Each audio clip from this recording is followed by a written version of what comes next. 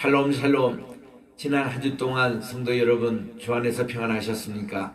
오늘은 2021년 12월 12일 12월로 두 번째 주일이고 우리 대림절 세 번째 주일, 특별히 오늘은 성경 주일로 지키겠습니다. 하나님께 영광의 찬송 200장을 다 기립하셔서 주님께 드리겠습니다.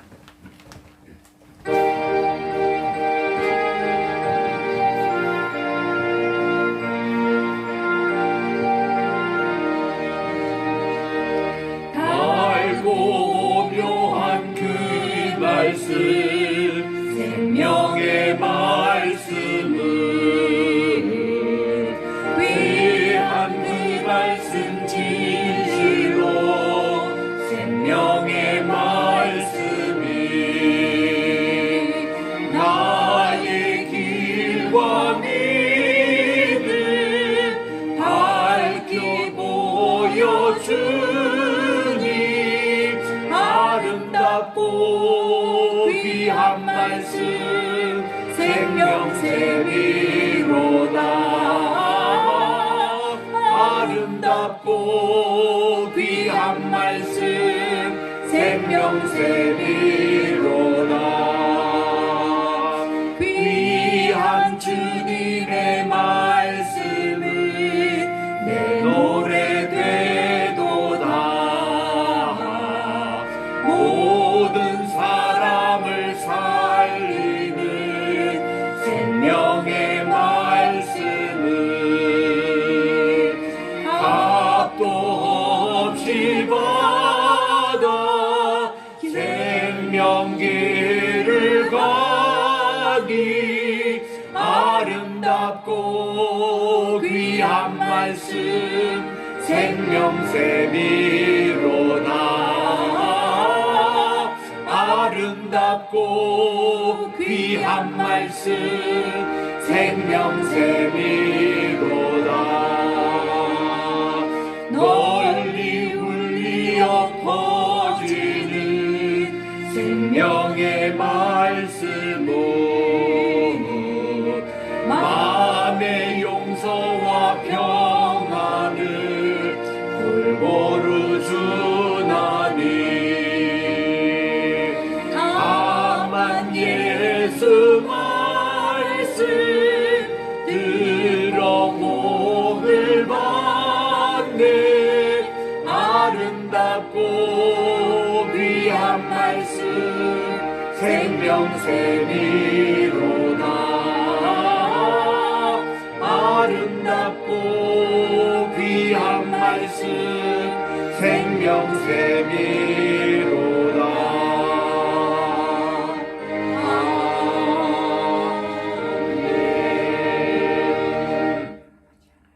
주의 말씀의 맛이 내게 어찌 그리 단지요. 내 입의 꿀보다 더 다니이다. 주의 법도들로 말미암아 내가 명철하게 되었으므로 모든 거짓 행위를 미워하나이다. 주의 말씀은 내 발의 등이요 내 길의 빛이니이다. 아멘. 만복의 근원이 되시며 만왕의 왕이 되시고 만주의 주님이 되시는 존귀하신 하나님 아버지께 영광과 존귀와 찬송을 세세 영원토록 돌려드립니다. 거룩하고 복된 주일을 맞이해서 정한 시간에 정한 장소에 나와 오늘도 주님 앞에 예배드리오니 성부, 성자, 성신, 삼일신 하나님께서 이 자리에 강림해 주셔서 저희들의 예배를 받아 주시옵시고 저희들은 주님께 연락되는 진정한 예배를 드리게 도와주시옵기만을 예수님의 이름으로 기원드리옵나이다. 아멘. 다 주보에 있는 우리 공동 참회 기도 함께 찾으셔서 함께 주님께 드리도록 하겠습니다. 시작. 사랑과 은혜가 풍성하신 하나님, 말씀이 육신이 되어 저희 가운데 오신 예수님을 환영하옵니다. 말씀으로 창조함을 받고 구원의 길로 인도해 주심을 감사드립니다. 성경 말씀을 보존하며 더욱 사랑하게 하옵소서. 오늘도 지구 구석구석에 참된 평화와 질서와 사랑을 회복시켜 주옵소서. 지난 한 주간의 지은 죄들을 회개합니다. 이웃의 불구지점과 고통을 무시했고 평화를 위한 부르짖음에 무관심했고 이웃을 내 몸처럼 사랑하지 못했습니다. 서로에게 감사하며 존경하며 이해하지 못했습니다. 자비의 주님, 저희들을 용서해 주소서. 저희가 주님의 권능을 믿고 삶을 바꾸고 자신을 새롭게 하소서. 그리하여 저희가 생명의 주님이신 예수 그리스도 안에서 넘치도록 주어진 삶의 즐거움을 깨닫게 하소서. 이 거룩한 시간에 말씀으로 은혜 받고 예수님의 보혈로 죄사함 받고 성신 충만하게 하여 새롭게 지음받은 새 사람으로 거듭나게 하옵소서. 다시 오실 예수님의 이름으로 기도드립니다. 아멘. 성시 교동문은 제 111번입니다. 111번 성경 주일입니다. 여호와여, 주의 율례들의 도를 내게 가르치소서. 내가 끝까지 지키리이다.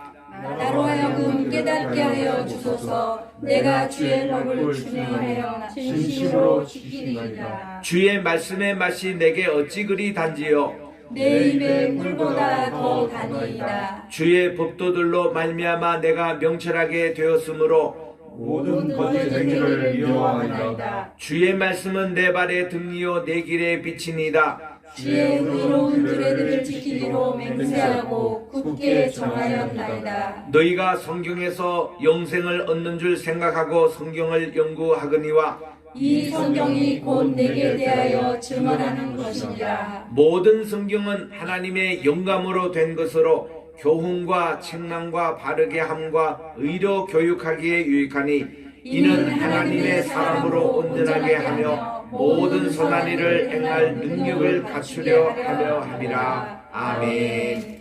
사장으로 하나님께 성령 드리도록 하겠습니다. 성부 성자와 성신 영원히 영광 받으소서. 대초로 지금까지 또 길이 영원 무궁 영광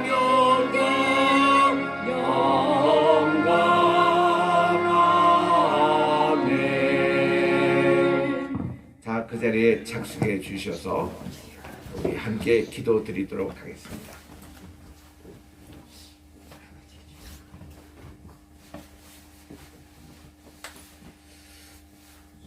참으로 좋으신 하나님 아버지, 오늘도 복되고 거룩한 주일을 저에게 허락하여 주시고 하나님 앞에 구별되게 드리게 하심을 감사를 드립니다. 아멘. 고마우신 하나님 아버지, 오늘도 거룩한 주일 우리 주님 홀로 영광 받으시고 하나님, 오늘 우리 모든 주일이 복되고 하나님 앞에 온전히 드려지는 한날이 되기를 원합니다. 아멘. 고마우신 하나님 아버지, 이 시간도 주님 앞에 저희들이 하나님 한 주간의 삶의 것을 가지고 나왔습니다. 하나님 말씀대로 살기를 갈급하였지만 아버지 돌아볼 때마다 너무나 하나님 앞에 부족하게 산 것들이 많이 있습니다. 주님, 우리가 주의 말씀대로 순종하고 살지 못했던 여러 인간적인 것들을 이 시간에 회개합니다. 주님 용서하여 주시옵소서. 늘 주님을 사랑한다 하지만 또 주님 앞에 돌아설 때 아버지 하나님 너무나 부끄러운 것들이 많이 있습니다. 주여 하나님 아버지, 우리의 아버지의 인간된 모습을 이 시간에 다시 한번 회개하오니 용서하여 주시고 아버지 하나님의 말씀으로 정결하게 하여 주시옵소서. 고마우신 하나님, 이 시간도 하나님 앞에 간절히 기도하고 남나이다.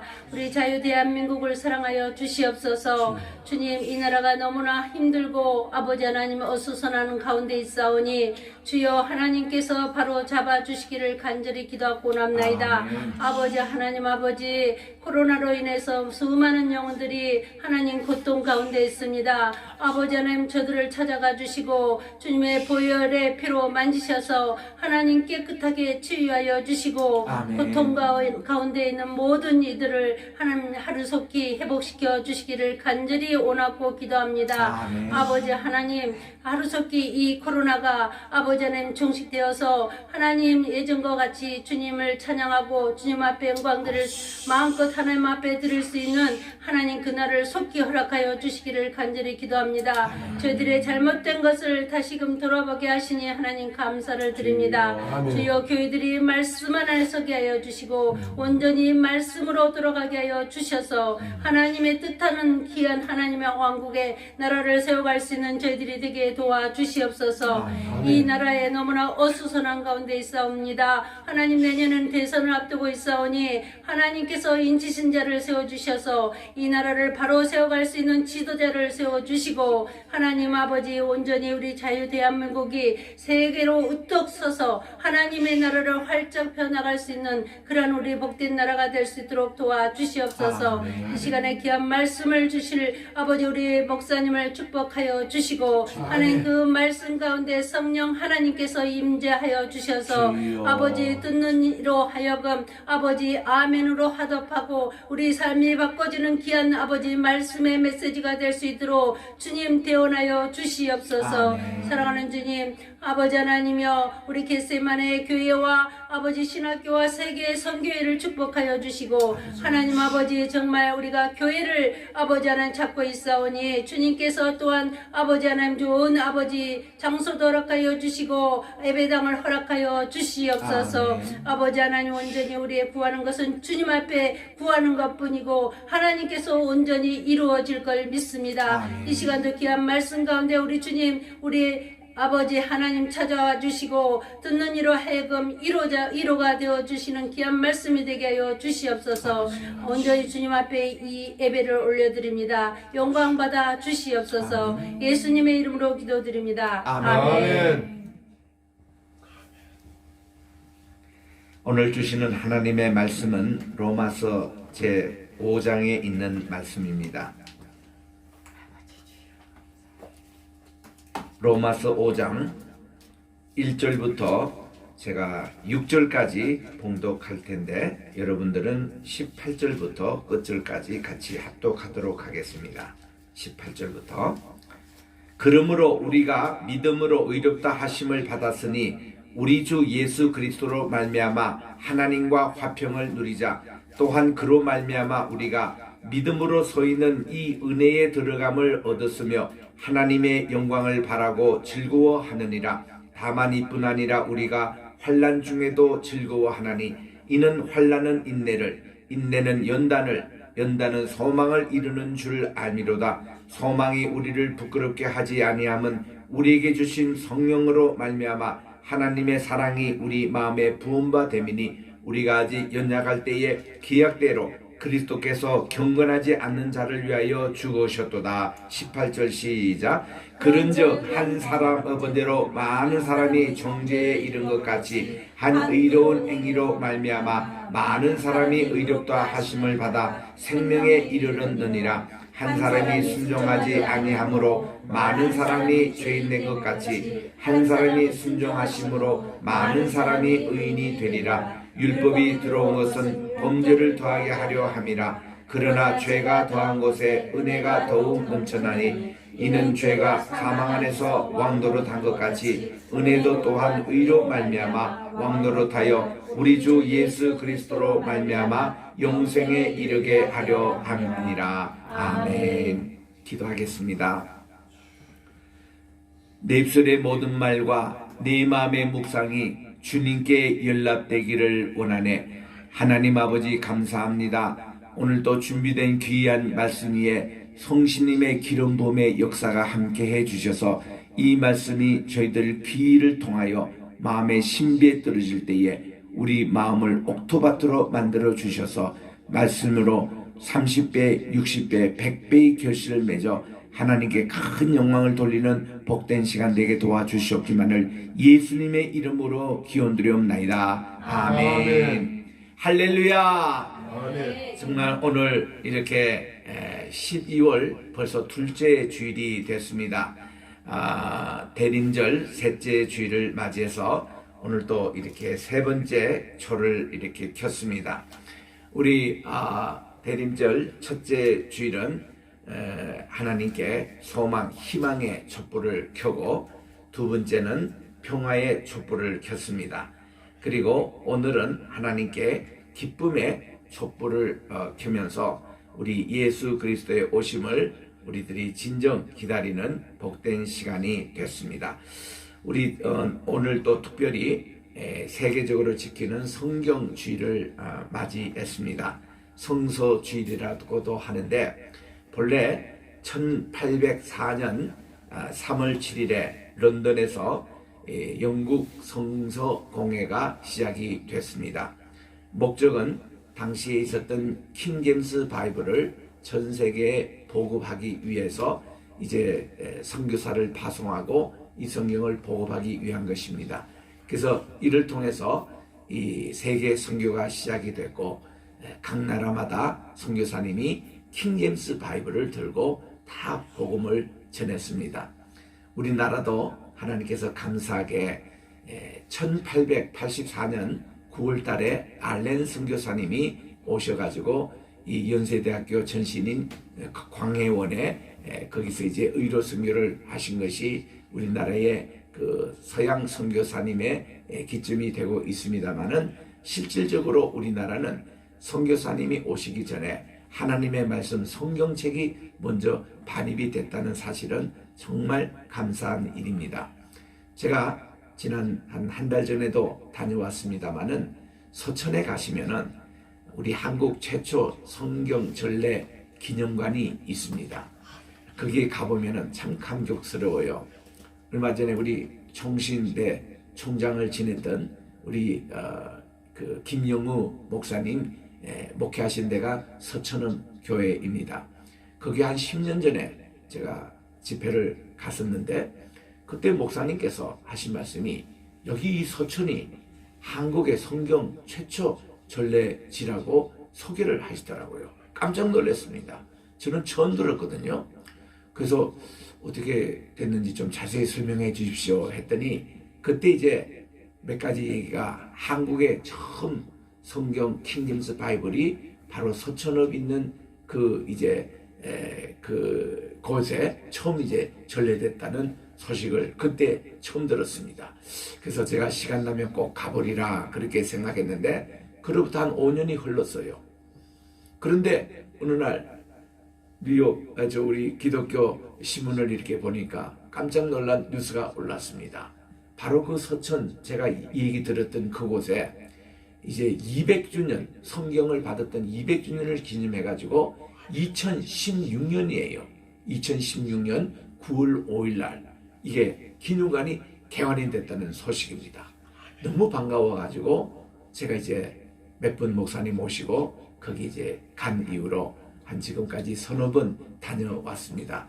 여러분들도 거기에 꼭 한번 가보시기를 바랍니다. 거기 가보면 인터넷 검색하면 나와요. 한국 성경 최초 전래지 기념관 하면은 서천읍에 있고 거기 이제 그 다 주소가 나옵니다. 그래서 이제 거기가 어떻게 됐는가 하고 저도 가서 이제 알아보고 그랬더니 역시 1816년 우리나라로 말하면 순조왕 제16년 9월 5일 날 서천군 마량진 갈곳에 정박한 영국 함대 이 알세트호라고 있답니다.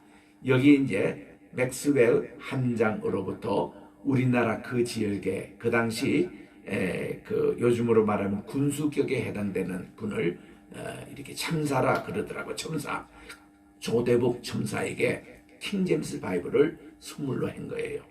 그래서 그게 너무 책도 두껍고 그리고 좋게 보여서 이분이 이제 이것을 전해 받았던 것이 우리나라 최초의 성경이 전래됐던 그 200년이 이미 지났습니다. 그래서 요즘 난 한 달 전에도 갔더니 수백 명이 참 이곳을 찾아오시며 관장되는 이병우 목사님께서 그러시는데 어떤 데는 하루에도 2,500명씩 오신대요. 그래서 너무 감사하더라고요. 한국의 최초 성경 전래지가 지금 이렇게 많이 알려지고 있구나. 너무 우리가 참 감격스럽습니다.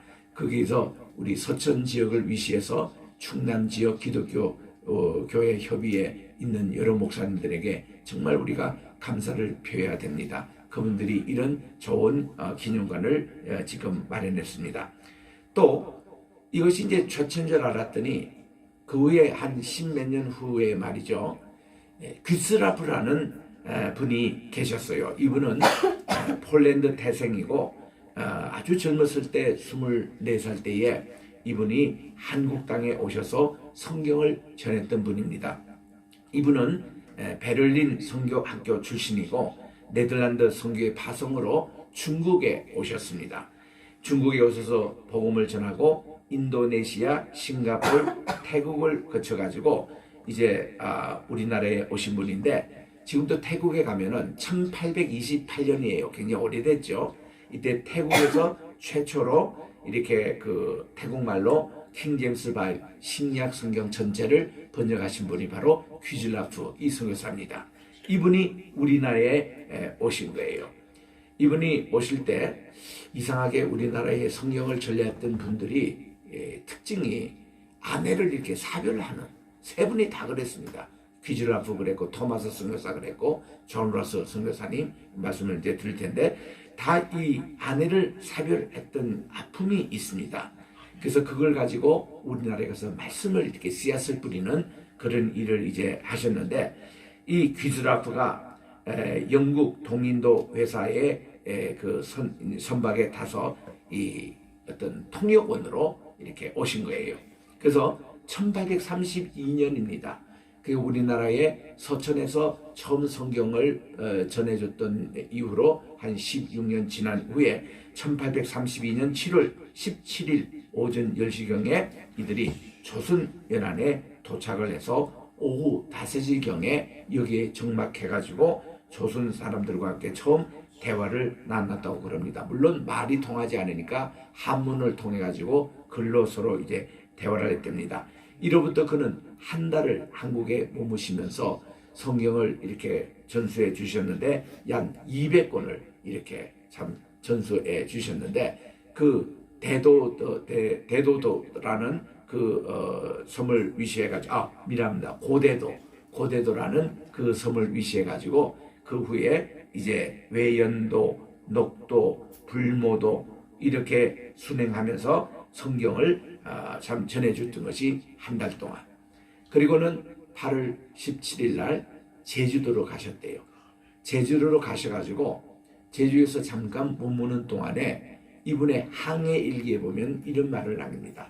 제주도는 중국과 일본과 한국을 연결하는 그 곳에 있어서 이것을 동남아의 동북아의 세계적인 선교의 기지로 삼으면 좋겠다라는 기록을 남기신 분이에요. 그 제주도에도 선교를 물론 하셨고 그리고는 돌아가셨던 흔적이 있습니다. 그래서 지금 또 고대도에 가면요 귀스라프가 복음을 전했던 그 장소에 기념 예배가 있고 예배당이 있고 그리고 이렇게 기념비가 있는 것을 볼 수가 있습니다. 고대도 참 그 근처에 최근에 지금 해저 터널이 7km 이렇게 난다고 그래요. 그래서 앞으로는 교통도 더 좋아질 것 같습니다. 그리고는 이제 세 번째 우리나라에 성경을 전했던 분이 토마스 선교사입니다. 이 토마스 선교사님은 스코틀랜드 출신 목사님이세요. 이 목사님이 어릴 때부터 목사님의 아들로 자라서 선교사에 대한 소망이 참 많았답니다. 그래서 그가 장성을 해가지고 20살 때에 런던 선교에 들어가가지고 이제 파송의 꿈을 꾸었는데 그의 꿈에 그리던 중국에 그는 가게 됐답니다. 그래서 이제 중국 땅에 토마스 선교사님이 가서 복음을 전하고 통역하는 일을 맡았는데요. 이때에 그가 조선이란 나라가 있다는 것을 듣고서 1865년이에요. 이때 9월 달에 백령도 근처의 작은 섬에 도착해 가지고 주민들에게 또 킹제임스 바이블 번역된 성경책을 200권을 나눠준 적이 있다는 것입니다. 그리고 다시 중국으로 돌아가셨어요. 가시다가 이렇게 한국에 대한 그런 이제 꿈이 잊혀지가 않아요. 한국을 잊을 수가 없는 거예요. 그래서 가기를 소원했는데 마침 자기 또 부인이 사별했습니다. 젊은 나이에. 그래서 그가 다시 용기를 내 가지고 영국의 그 제너럴 셜먼이라는 배를 탑승했습니다. 그 이듬해 1866년도에. 그래서 이제 이 배를 타고 대동강변으로 오게 됐습니다. 대동강변에 그가 도착했을 때에 물론 조선군과 무력적으로 충돌이 발생을 했습니다. 그래서 이 대동강변에 자초된 셜먼호는 최대의 위기를 맞게 되는데 불바다가 된 이 셜먼을 위해서 백기를 들고 화염 속에서 부지런히 뛰어다니는 한 젊은 분이 계셨습니다. 그분이 바로 토마스 선교사님. 나이는 25살. 이 선교사님이 성경책을 이게 그가 죽기 전에 막 전하는 거예요. 마침 그 불타는 배에서 내렸답니다. 대동강변에 도착했어요. 그래가지고 이 성경책을 나눠줬는데 마침 이것을 받았던 분이 박충권 관리입니다. 이분이 그거를 받고서는 6척이나 되는 아주 장신, 키가 큰 그런 용맹스럽고 힘센 남자라고 그럽니다. 칼을 뽑아들고 그 토마스를 죽이는 거예요. 그의 피가 성경책에 묻었습니다. 그래서 이거를 기념으로 자기가 가져가야 되겠다 하고는 이제 가져갔는데 이때의 토마스 선교사님이 순교당하며 이런 기도를 합니다. 무릎을 꿇고 하나님께 오 하나님, 이 사람이 자기의 하는 일을 모르오니 이 사람의 죄를 용서하여 주소서. 조선 땅에 뿌린 복음의 씨앗이 결코 헛되지 않게 하소서. 제 영혼을 받아 주소서 하고 순교를 당했답니다. 과연 이 토마스 선교사님의 기도가 땅에 떨어지지 않고 훗날 이 복음의 씨앗, 말씀의 씨앗을 뿌린 것이 우리 한국 기독교에 오늘날 열매를 맺어온 것을 누구나도 부인할 수가 없는 것입니다. 그래서 훗날 박충권 이분은요, 이 성경책을 읽고 예수 믿게 되고 훗날 세워졌던 평양 장로교회 거기에 이제 장로님이 되셨다는 그런 얘기가 있습니다. 얼마나 감사합니까? 그런데 이 박충권 씨 말고 또 한 분이 박영식 씨가 있습니다. 이분도 토마스 선교사님께 그 책을 받았다는 거예요. 그래가지고 그는 뭐 내용도 모르고 그냥 그 자체가 좋으니까 한문으로 된 이제 성경책이니까 그래서 이 종이가 너무 좋고 해가지고 자기 집에 벽에도 도배하고 천장에도 도배하고 다 도배를 성경 말씀으로 이제 도배를 했다는 겁니다. 그래서 이분이 그냥 잘 때도 이것을 읽고 또 나갈 때도 벽에 있는 거 글을 읽고 이러다 보니까 이 성경이 퍽 익숙해졌다는 거예요. 그런데 그때 1890년 마페 선교사님이 맥코믹 신학교를 졸업하고 한국에 오신 겁니다. 그때도 26세 아주 젊은이였습니다. 그때 오셔가지고 이분이 전도를 하다가 박영식 집에 들어가니까 뭐 여기 있는 거 보시라고 이거 내가 몇 년 전에 어느 분에게 받은 키 큰 이 코쟁이 키가 큰 그 코가 큰 선교사님에게 뭐 받은 게 있어서 이거를 우리 집에 도배했다니까 마페 선교사님 깜짝 놀랐습니다. 아니 선교사님 자기가 도착하기 이전에 한국에는 이미 하나님의 말씀이 와가지고 지금 이 박영식 형제의 집에 다 도배를 하고 있으니 너무나 놀랬던 거죠. 그래서 그가 깜짝 놀라가지고 이 집을 중심으로 가정예배를 드린 것이 훗날 평양의 장대현 교회가 되는 겁니다. 아멘. 우리 한국 교회의 고향이 되는 평양 장대현 교회. 그래서 이 교회가 중심이 돼가지고 세워진 것이 평양신학교 1901년에 돼 있습니다. 그래서 이 가정에서 시작된 장대영 교회, 지금은요 평양에 가면요 미안하게도 옛날에 평양신학교가 있었던 장소와 장대영 교회에 있은 이 장소를 물고 거기에 김일성 동상, 김정일 동상을 지금 세워놨습니다. 그 우리 통일되면요 그거 다 이제 끌어내고 다시 그게 평양 장대영 교회를 세워야 됩니다. 왜냐하면 평양 신학교가 우리 한국교회의 하나의 심볼과 같았고, 그리고 장대영 교회가 1907년입니다. 1907년에 1월 달에 그때 길선주 장로님, 그분이 이제 신학교 졸업생이었는데 그해 6월 달에 졸업을 받고, 그리고 이분이 목사 안수를 받고 9월 달에 정식 장대현 교회 담임 목사가 되신 분이에요. 그전에는 선교사님이 담임 목사님으로 있다가 한국인으로 최초로 위임 목사님이 되신 것이 바로 길선주 목사님이었습니다. 바로 그 교회당입니다. 이 교회당이 하나님의 말씀의 전례 와서 이렇게 그 말씀으로 도배했다는 그 집에서 시작이 돼가지고 한국에 모체가 됐다는 것은 놀라운 일이 아닙니까? 그런데 중국에 갈 때마다 제가 심양에 꼭 들리게 되는데, 심양에 가면 동광교회가 있어요. 동광교회는 지금도 참 많이 모입니다. 중국에서 두 번째로 크게 많이 모이는 교회인데 교인이 35,000명이에요. 주일날 모이는 인원이 2만 명입니다. 너무 많이 오시니까 예배를 오후까지 드리면서, 이게 교회당에 본당에는 4,000명밖에 못 들어가고 교회들에 확성기지를 설치해 놓고 예배를 드리는데 참 뜨겁습니다. 그 동원교회 예배 드리는데 너무나도 감격하는데요. 그게 옆에 보면은 기념관, 박물관 같은 곳이 있습니다. 거기 들어가면 우리 눈에 확 띄는 게 한국 성경책이 최초로 번역된 교회라는 것이 눈에 확 들어옵니다. 그래서 저는 그를 자세히 살폈는데, 그 이후로 저는 많은 한국 목사님들 거기 가시라고 제가 가이드도 직접 하고 또 이제 많은 분들에게 말씀을 드린 곳입니다. 왜냐하면은 존 로스 목사님과 존 맥킨타이 목사님, 이분들은 매부지간입니다. 이분이 스코틀랜드에서 오셨어요.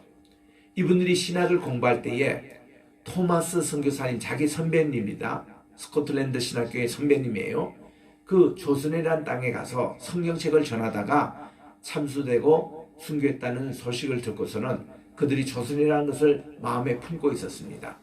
그래서 저들은 이제 영국 런던 성교회를 통해서 이제 조선 땅에 가려고 했지만 대원군의 쇄국 정체로 절대로 외국인들이 입장 못한다는 딱 그걸로 도저히 들어올 수가 없는 겁니다. 그래서 조선하고 비교적 가까운 곳에 심양이라는 곳에 거기서 이제 성경을 번역을 해가지고 조선 땅에 이거를 반출하겠다, 이런 어떤 목적으로 그들이 이제 조선 청년들을 만나기 시작을 한 겁니다. 그때에 만났던 분이 이승하, 백홍준, 또 이런 서경조, 이런 사람들을 만나게 된 거예요. 그리고 서상륜 장로님은 그 이듬해 만났다는 겁니다. 이들과 같이 교합해가지고 성경을 번역을 하는데, 그 당시 한국말로 성경을 번역한 것은 하나의 어떤 한문을 기초로 해가지고 토시 정도 달 정도로 그렇게 했고, 이두어 방언으로 한문을 이렇게 만들어가지고 번역했던 그런 성경이지만 1875년에 이 신약을 다 번역을 했어요. 그리고서는 이거를 이제 1882년부터 쪽복음 형식으로, 이 다 못 찍으니까 쪽복음 형식으로 성경을 찍어내가지고 한국에 들리는 겁니다.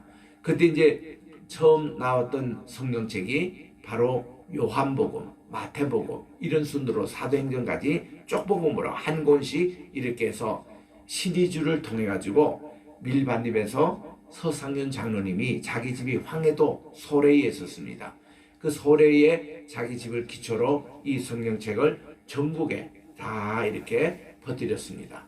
이때 성경을 이렇게 보급하는 분을 매서인이라고 했어요.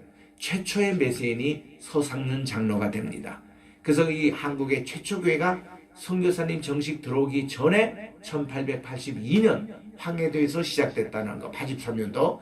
그래서 이 기역자형의 이 교회를 그대로 복원을 해서 여기 양지에 가면은 총신대 캠퍼스가 있는데 거기에 입구에 이것을 복원해서 그대로 세워져 있습니다. 그래서 우리는 그 양지 캠퍼스 갈 때마다 종종 거기에 들려서 기도하곤 합니다만은 그렇게 돼 있습니다.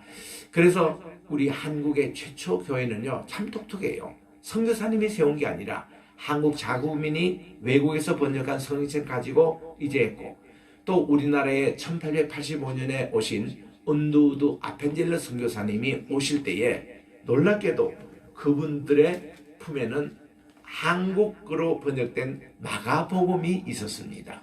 어떻게 됐냐면은 이분들이요, 두 분들이 이게 다 D.L. 무디 영향으로 세계 선교를 자원해서 하겠다고 하는 분들의 모임이었습니다. 그래서 커네티켓 주도가 되는 하트포드에서 대회가 있을 때 두 분이 만난 거예요. 아펜젤라와 언두도 다 24살의 청년이었습니다. 신학교 졸업생들이었습니다. 그때 아펜젤라가 자기가 조선이라는 땅에 복음을 들고 가겠다고 했어요. 그때 언두우드는 자기는 인도라는 나라에 가는데 조선이라는 자기는 들어본 적이 없다는 거예요. 그러고는 헤어졌습니다. 그런데요, 언두우드가 이제 인도에 자기가 이제 복음을 전해들고 미국 장로교 본부가 되는 맨하탄에 있는 사무실에 찾아간 겁니다. 그런데요, 갑자기 그 자기가 이제 이 인도에 가서 복음을 전하겠다고 하는 그런 이제 이거를 가지고 이제 우체통에 일단 넣고 사무실을 이제 찾아가기로 돼 있는데, 우체통에 넣는 순간에 하나님께서 얼른 이거를 넣지 말라는 거예요. 너는 꼬레아 한국이라는 땅에 가라는 거예요. 자기는 한국이라는 나라를 알지도 못하는데 아펜젤라 이 친구가 거기 간다고 그랬는데, 그래서 얼른 놀래가지고 그것을 이제 잠깐 중단하고는 그가 본부에 가서 알아봤습니다. 내가 고레아 조선이라는 나라에 복음을 전하러 가고 싶다고 그랬더니 거기서 깜짝 놀라는 거예요. 어떻게 자네가 조선이라는 것을 아는 거예요. 그래서 아니래도 이 조선의 그 선교를 위해서 지금 한 분이 큰 돈을 선교비를 준비하고 있다는 거예요. 그때 언두우드는 그랬습니다. 제 선교비는 걱정하지 마세요. 제 형님이요 언두우드 타이프라이터 회장이시거든요. 그래가지고 그분이 한국 오실 때 5,000불, 그 당시 금이었습니다.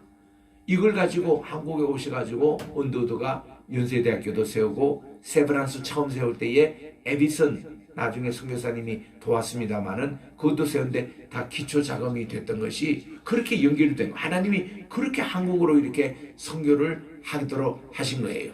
그런데요, 언두우드가 이제 아펜젤라가 한국으로 이제 출발을 했습니다. 해가지고 그들이 일본 땅에 요코하마라는 곳에 기항을 했습니다. 거기서 이제 잠깐 있을 때에 한국 조선 사람 이수정 씨 집에 가가지고 조선말을 배우겠습니다. 3개월 동안. 그때 이수정 씨는 막 마가복음 번역을 끝낸 분이에요. 이분은 일본으로 오신 수신사였거든요. 한국에서 이제 해외로 파송한 요즘으로 말하면 영사급에 되는 외교관이 있는데, 이분이 오셔가지고 일본에서 예수님을 믿게 되고 세례를 받게 되고, 그리고서는 너무 감사해서 이것을 한국말로 번역을 하고 있었는데 서양에서 두 선교사님이 자기 집에 조선말 가르쳐달라고 오신 거예요. 그래가지고 그분이 계실 동안에 다 완성하고서는 선물로 마가복음 쪽복음을 드린 겁니다.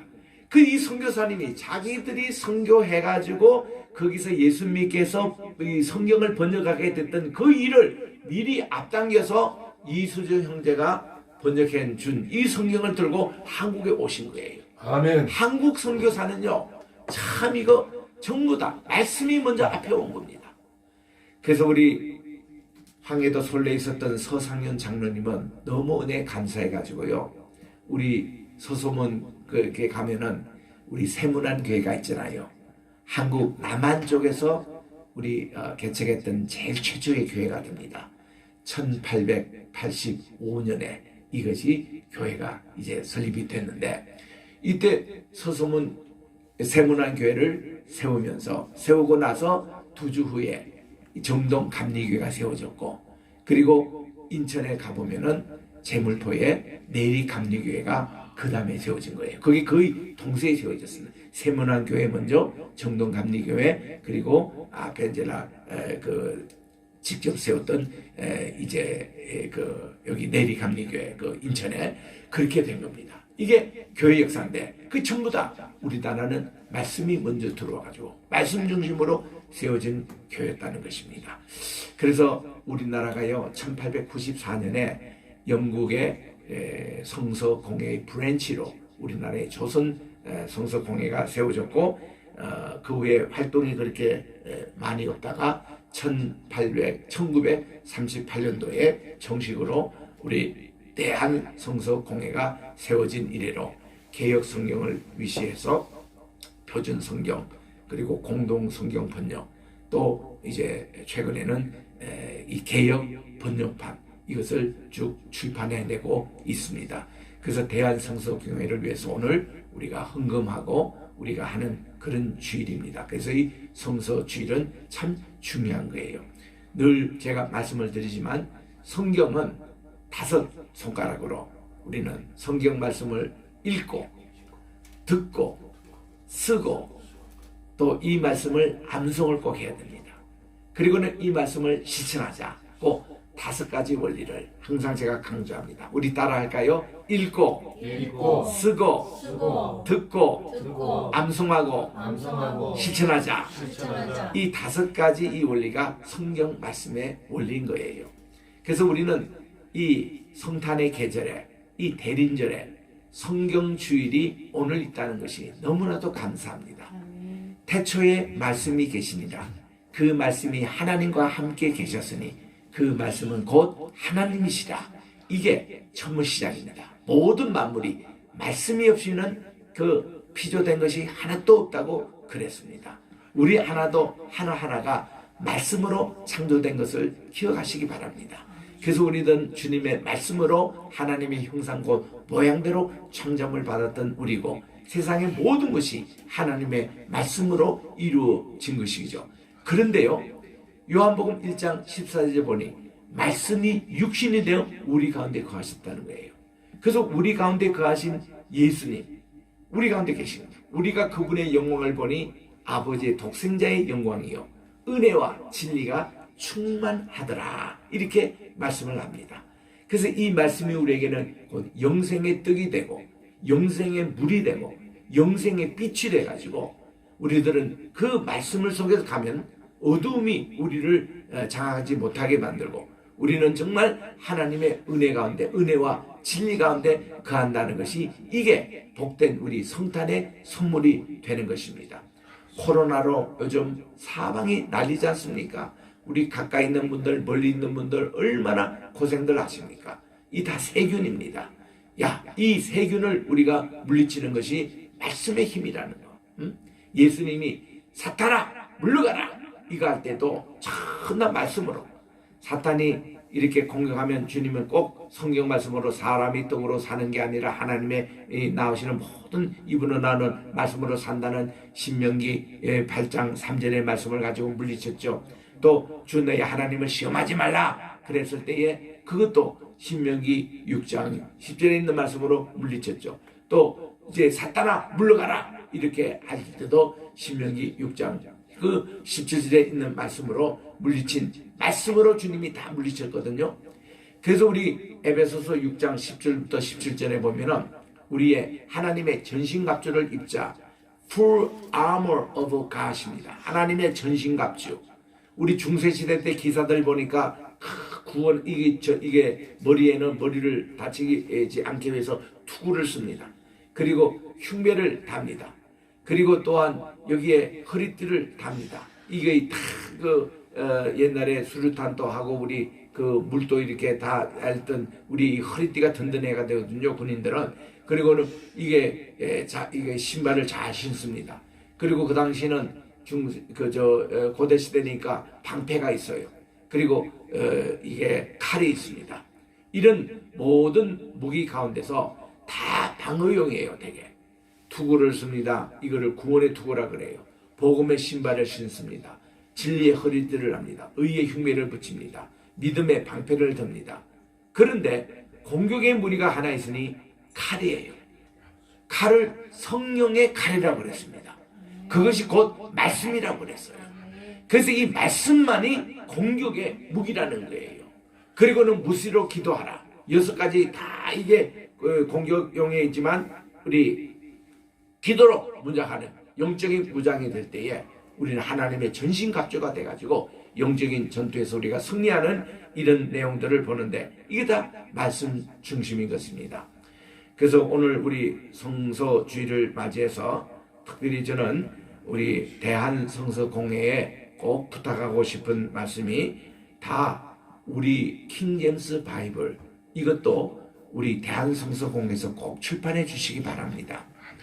그걸로 우리가 성경 전수를 받았고 200년 전에 그걸로 선교사님이 오셔가지고 평양신학교를 세우셨고 장대인 교회를 세우고 우리 일제시대 때 다 순교하신 목사님들이 킹제임스 바이블로 번역된 구역 성경으로 다 순교하시고 그리고는 우리 해방시대부터 혼란기 시대에 킹제임스 바이블로 우리 기도원 협회에서 다 말씀을 한국말과 함께 짝을 이뤄서 보고를 했던 이 귀한 성경책이 1990년 말에 무슨 말씀 보존학교라고 그분들이 이렇게 너무 극단적으로 킹제임스 바이블을 알리다가 보니까 어떤 발언까지 했냐면은 지금까지 보던 개혁 성경 또 무슨 뭐 여러 가지 현대법 전다 그는 사탄이 병기한 성경책으로 보면 안 되고 오로지 킹제임스 바이블만 봐야 구원을 얻는다. 이런 일을 너무 극단적으로 주장하는 바람에 그때 킹제임스 바이블에 대한 적대 이것이 생겼습니다. 심지어는 어느 교단에서는 킹제임스 바이블 보면 이단이다 하는 뭐 이단까지는 아니지만 이단이다 하는 그런 분위기가 한국에 팽배해 있습니다. 그래서 저는 이런 너무 안타까운 소식을 듣고 2003년도에요. 지금부터 20년 전 아닙니까?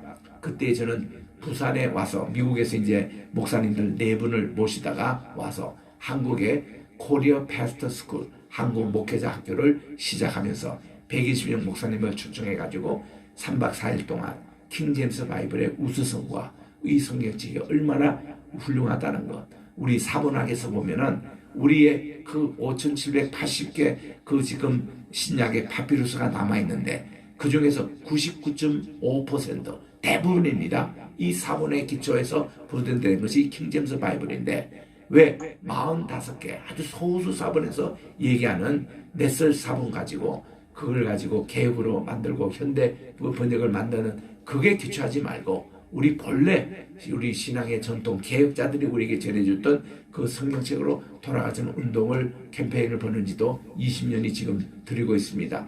저희 게세만의 교회, 게세만의 신학교, 우리 세계 선교회는 킹제임스 바이블을 세계 보급하는데 본래 우리 성서 공회가 했던 그 정신을 지금도 이어받아서 하고 있고요. 그걸 가르치고 있고 한국에도 그걸 얘기합니다.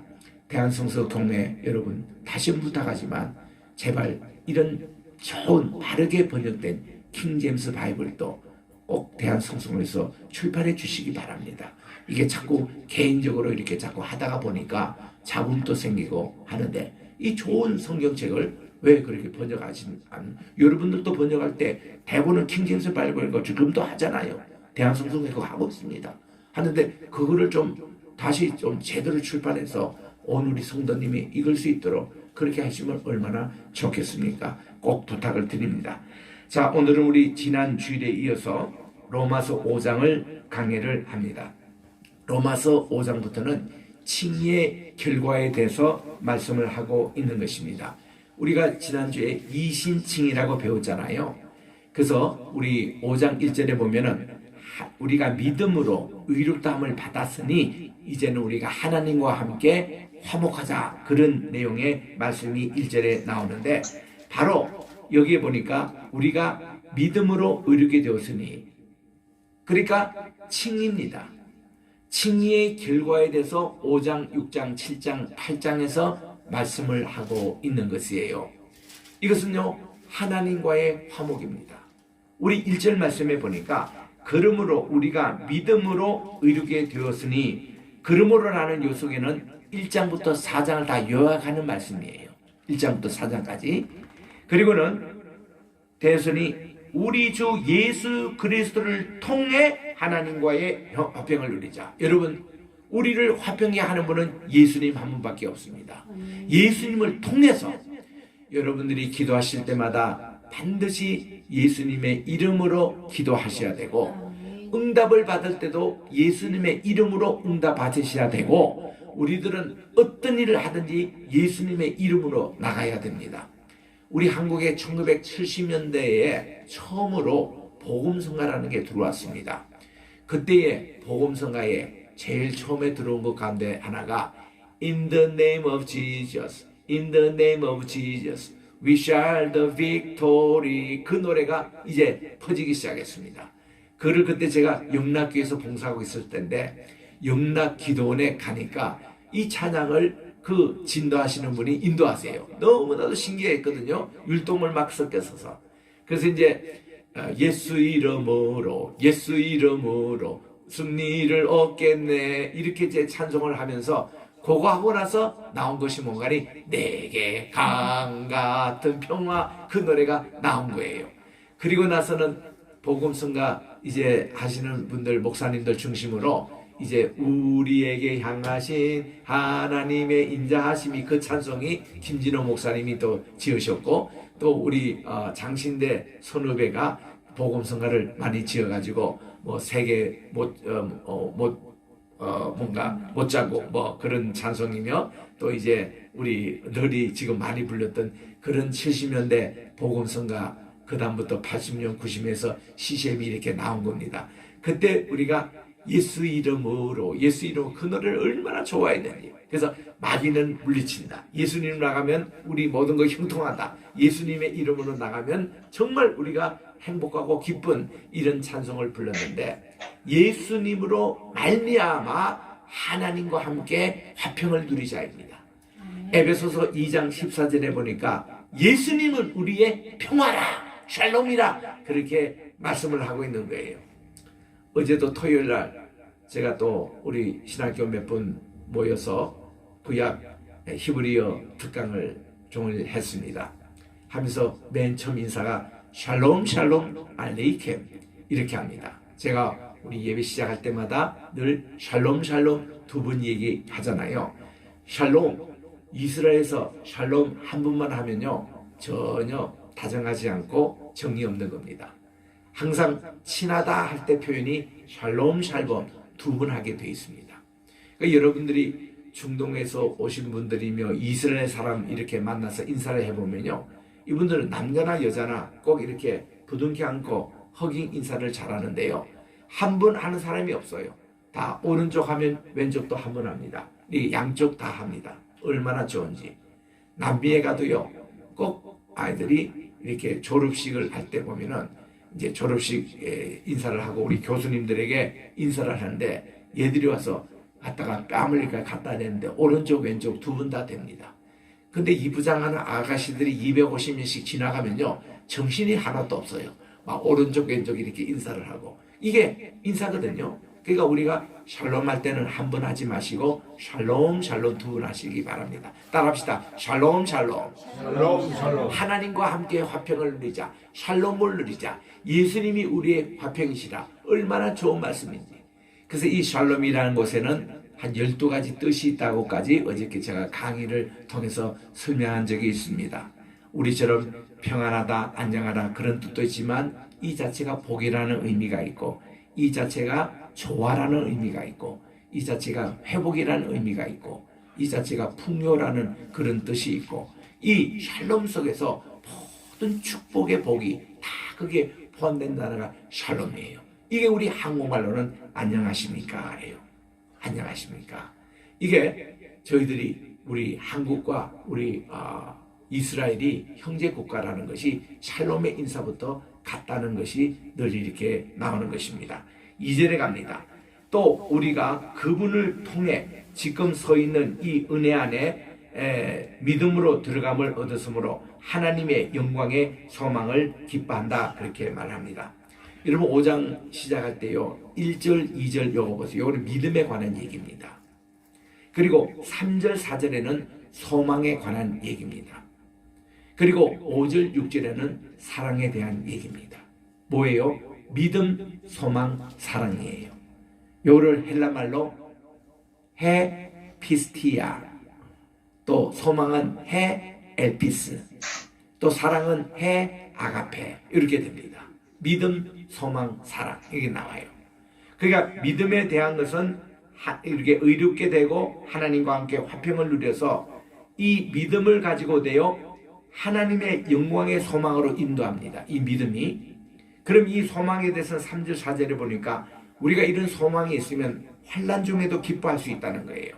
왜냐하면 이 환난은 인내를 낳고 인내는 체험을 낳고 했는데 이걸 옛날에 연단이라고 번역했잖아요.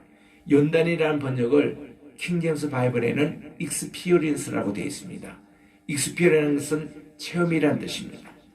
이 체험은 소망을 이룬다고 말씀을 합니다.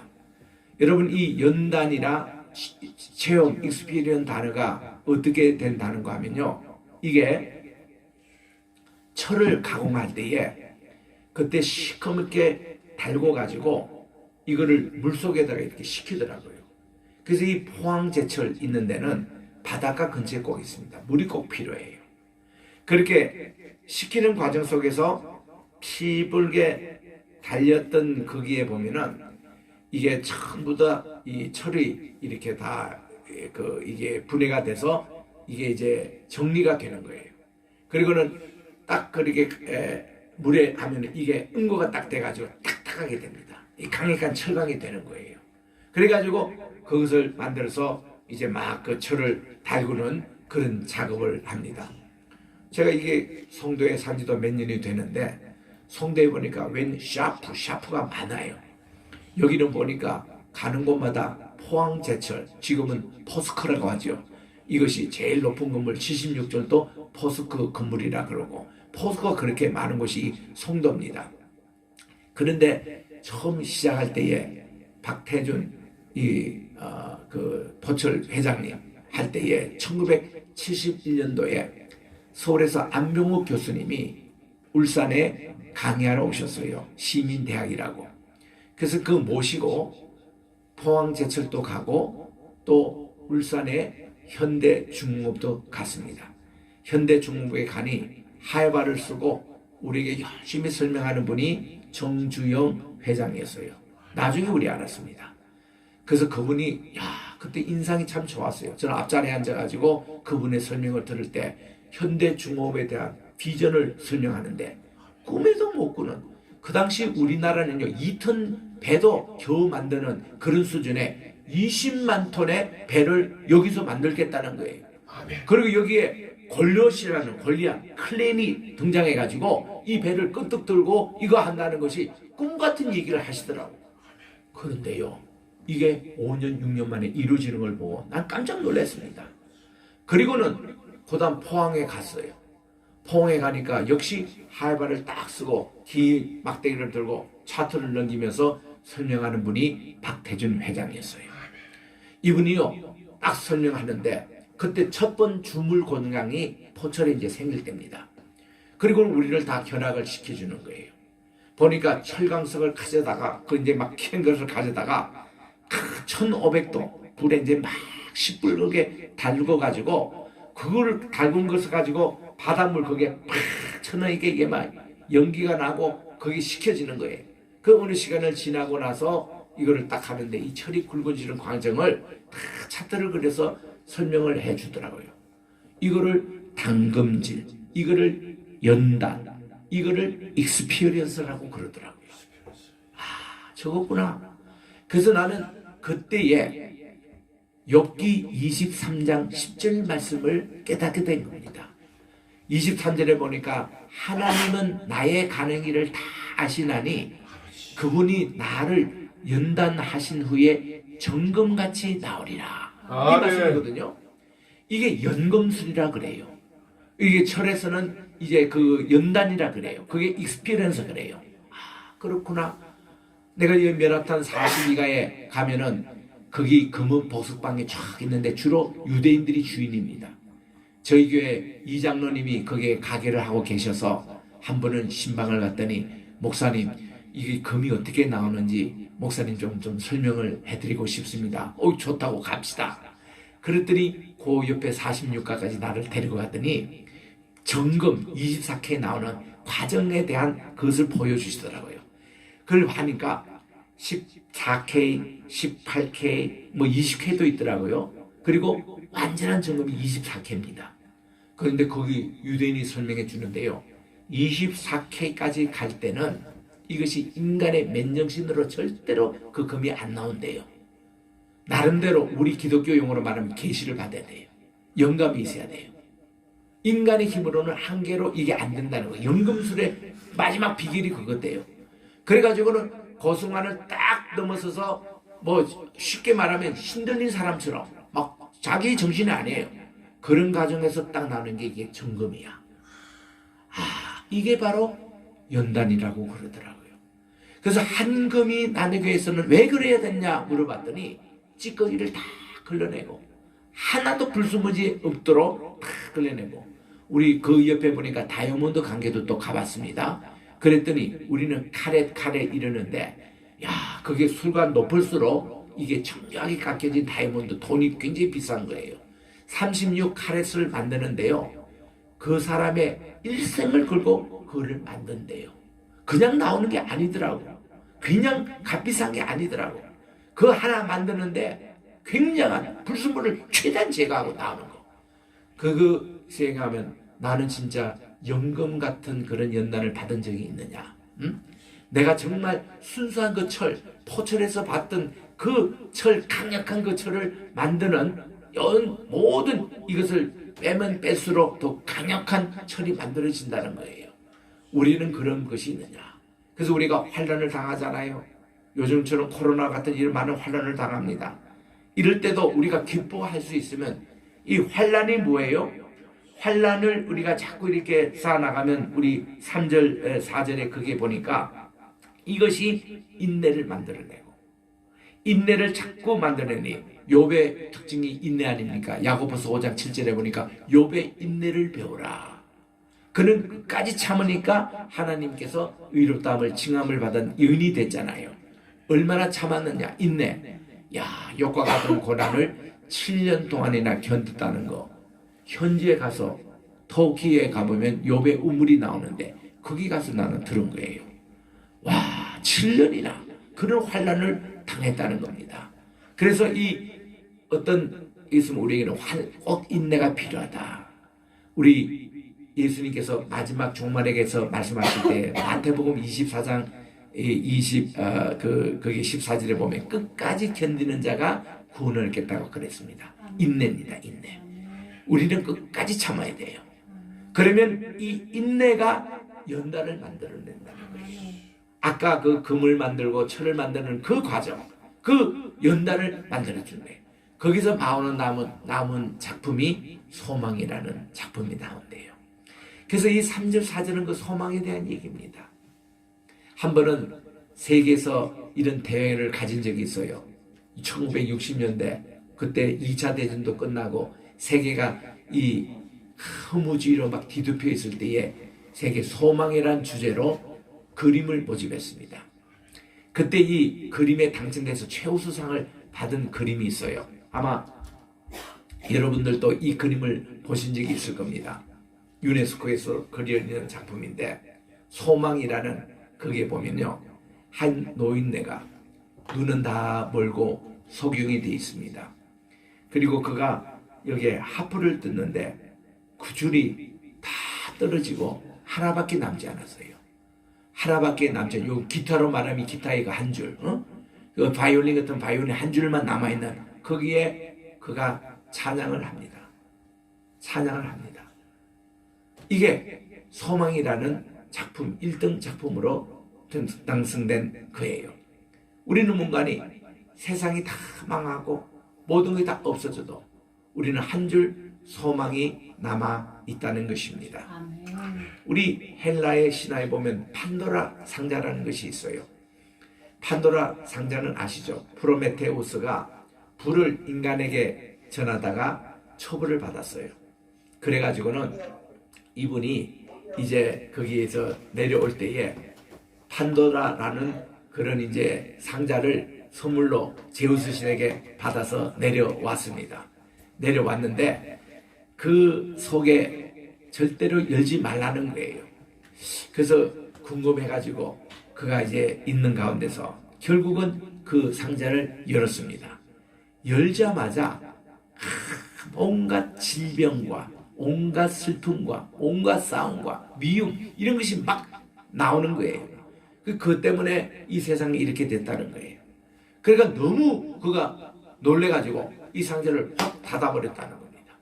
그런데요, 그 상자에 진정 나올 것은 나오지 못했다는 거예요. 그게 뭔가 소망, 희망, 그게 그대로 있다는 것입니다. 우리 대림절의 첫 번째 초가 희망의 초를 켰습니다. 호. 두 번째가 평화의 초를 켰습니다. 피스. 세 번째 초, 오늘 사랑의 표를 이렇게 켰는데, 이런 촛불 자체가 대림절의 메시지입니다. 성탄의 메시지예요. 그게 소망이에요. 그리고 5절, 6절에 보면 사랑에 대해서 말씀하고 있습니다. 소망이 우리를 부끄럽게 하지 아니함은 우리에게 주신 성령님에 의해서 하나님의 사랑이 우리 마음에 넓게 부어졌기 때문이니, 왜냐하면 우리가 아직 힘이 없을 때에 그리스도께서 정하신 때에 되어 경건치 아니한 자를 위해 죽으셨기 때문이라. 여러분 여기 보니까요, 5절에 있는 대로 하나님의 그 사랑이 우리 마음에 넓게 부어졌으니, 저는 이것이 찬송가가 돼가지고 우리 중고등부 때 많이 이 찬송을 했습니다. 그 큰 사랑 내 마음속에, 그 찬송할 때 여기 가사를 한 거거든요. 하나님의 사랑이 막 부어졌대요. 그냥 조금 이런 사랑이 아니라 하나님의 사랑을 막 부어진 그 사랑. 그거를 호세아 6장 6절에 보니까 우리가 하나님을 힘써 알자 하면서 하나님의 인애라는 말이 나옵니다. 하나님의 인애, 그 사랑은 뭔가 하면 무궁한 사랑, 변하지 않는 사랑. 이거를 히브리 말로 카세드라는 사랑이에요. 헤세드가 아니고 카세드입니다. 왜냐하면 케이스, 이거 히브리어로 좀 발음하기가 힘든 발음인데, 이게 가래가 끓는 소리가 나올 정도로 좀 이게 세차게 발음하는 거예요. 카세드, 이 사랑. 이게 변하지 않는 그 사랑으로 우리에게 부어주신대요. 얼마나 감사합니까?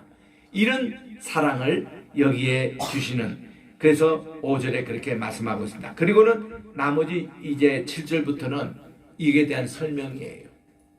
여기 보면 첫 번 아담인 이 우리 에덴 동산에서 하나님께 불순종함으로 죄가 들어왔잖아요. 근데 두 번째 아담으로 오신 분이 예수님이세요. 예수님을 통해서 우리는 믿음으로 우리는 의롭다함을 받고 구원을 받게 되는 바로 둘째 아담이 되시는 예수님을 여기서 쭉 소개하고 있는 것입니다. 아멘. 10절에 보니까 이는 우리가 원수 되었을 때에 하나님의 아들의 죽음으로 말미암아 하나님과 화해하게 되었다. 화해하게 된 자로서 더욱 그분의 생명으로 말미암아 구원을 얻은 것이라고 말씀해 주셨습니다. 그래서 11절까지가 주 예수 그리스도로 말미암아 이제 속죄를 받았으니 그분을 통해서 하나님 앞에 기뻐한다는 말씀을 하고 있는 것입니다. 우리 성경 해석에 보면은 우리 이 타이폴로지 이렇게 우리가 성경을 해석할 때에 두 가지가 흔히 있어요. 캐톨릭이라든지 이런 자유신학에서 많이 하는 것이 알레고리 해석, 풍류적인 해석을 합니다. 이거는 이솝 우화처럼 마치 이거는 뭐와 같다 이래가지고 이렇게 하는 풍요적인 해석이 있고, 우리는 타이폴로지, 유형적인 해석이라고 합니다. 모든 구약에 있는 것은 신약에 오실 예수님의 그림자라는 거예요. 그래서 이제 구약에 있는 에녹도 그렇고 노아라는 인물도 그렇고 또한 이제 모세의 인물도 그렇고 다윗도 그렇고 다 예수님을 이렇게 다 조명하는 그림자라는 겁니다. 이런 타이폴로지, 유형적인 그 설명이 맞는 거예요. 성경은 성경 속에서 해석한다, 이런 관점에서 나오는 이런 해석인데, 이게 대표적인 것이 바로 첫째 아담 그리고 둘째 아담을 예수님을 해석한 이런 해석입니다. 이게 이제 12절부터 끝절까지 나오는 거예요. 그래서 이것을 쭉 읽어보면은 예수님은 우리에게 둘째 아담으로 오셔서 정말 우리에게 많은 것을 주신 분으로 그렇게 알려지고 있습니다. 그래서 우리는 이런 관점에서 모든 구약의 성경 말씀을 전부 다 예수님의 관점에서 꼭 읽으셔야 됩니다. 이거를 우리가 예수 안경이라 그래요. 우리 뉴저지 계시는 한 분 장로님이 기도원도 하시고 크리스천 아카데미를 하신 분이 장로님이 계십니다. 연세대학교 선배님이 되시는데 이분이 예수 안경이라는 책을 써서 아주 베스트셀러가 됐습니다. 그 책의 내용은 뭔가 하면 우리가 안경을 빨간 안경을 쓰면 세상이 다 빨갛게 보이고 노란 안경을 쓰면 노랗게 보이는데 예수님을 안경을 쓰고 우리는 봐야 우리는 다 예수님은 어떻게 생각하셨지? 예수님은 이때는 어떻게 행동하셨을까? 또 예수님은 어떻게 생각하셨을까? 예수님은 이 코로나 상황 속에서 어떻게 하셨을까? 모든 것 예수 중심으로 생각하자는 거예요. 그래서 우리는 늘 성경 개론을 가르칠 때에 처음 성경을 배우는 분이나 연세대학에서 전 200명 교양학부 학생들에게 성경을 가르칠 때 그런 얘기를 합니다. 여러분, 모든 책은 관점이 다 있습니다. 경제학은 경제적인 관점에서 보셔야 되고 또 정치 교과서는 정치적인 관점에서 보셔야 되는데 이 성경은 믿음의 관점에서 예수님의 안경을 쓰고 성경을 봐야 제대로 이해되고 제대로 이것은 우리에게 생명의 말씀이 되는 겁니다. 이런 이제 설명을 꼭 해줍니다. 그래서 우리 성경을 가지고 문화학도들이 자꾸 문학적인 관점에서 성경을 보려고 하면 맞지 않는 게 많아요. 경제학도가 이거 보면 맞지 않는 게 많습니다. 정치학도가 보면 맞지 않는 게 많아요. 그런데 믿음의 관점에서 성경을 보면 이게 내게 생명의 말씀이 되거든요. 예수님의 관점에서 이 성경 말씀이 오늘날 내게 생명의 길로 인도하는 말씀인 것입니다. 그래서 이걸 생각하시고 오늘 20절, 21절 맨 끝에 보면은 이런 좀 약간 뉘앙스 있는 말이 많아요. 하나님은 죄가 많은 곳에 은혜가 많다 이런 말씀을 하세요. 이것의 본질은 뭔가 하니 이제 6장 1절에서 처음에 이걸 좀 더 보충을 설명하는데 죄가 많은 곳에 은혜가 많다는 것은 뭔가 하니 우리가 많은 죄인일수록 하나님의 은혜를 더 많이 받을 수 있습니다. 더 많이 용서를 받을 수 있어요. 그런 뜻이에요. 그러면 요거를 좀 바꿔 생각해서 그러면은 은혜를 많이 받기 위해서 우리는 죄를 많이 지어야 된다는 말인가? 그 말은 아니라 그거를 6장 1절에서 이제 시작을 하고 있습니다. 요 때문에. 그래서 우리에게 둘째 아담 오신 예수님이 우리에게 더 많은 은혜를 주시려고 오신 예수님. 오늘 또 환영하고 이 성탄의 계절을 말씀으로 육신이 돼서 이 땅에 오신 예수님을 환영하며 이런 마음을 가지고 우리가 예수님 다시 오실 재림의 예수님을 기다리는 마란아타의 성도가 되시기를 주의 이름으로 축원합니다. 기도하겠습니다. 사랑하는 하나님 아버지, 성경 말씀을 매일 일용할 양식으로 주심을 감사드립니다. 이 영혼의 만나를 통해서 날마다 저희들이 자라게 하시고 예수님을 본받게 도와주시고 하나님의 신의 성품을 본받아서 우리가 이 성탄의 계절에 저희들도 말씀이 육신이 되어 예수님의 영광에 이르는 놀라운 축복받게 도와주시옵시고 내주신 이 귀한 말씀, 성경 말씀 우리 자녀들에게도 꼭 전수가 되어 하나님께 영광 돌리는 우리 모두가 되게 도와주시옵기만을 예수님의 이름으로 기도합니다. 아멘. 이제는 말씀이 육신이 되어 우리 가운데 오신 예수 그리스도의 은혜와 하나님 아버지의 무궁하신 사랑하심과 보혜사 성신님의 감화감동 기름 부음의 역사가 오늘도 말씀을 듣고 이 말씀대로 순종하고 말씀이 기록된 성경을 더욱더 보존하고 사랑하고 우리 자녀들에게 가르치는 일에 이제로부터 영원토록 함께 계실지어다. 아멘.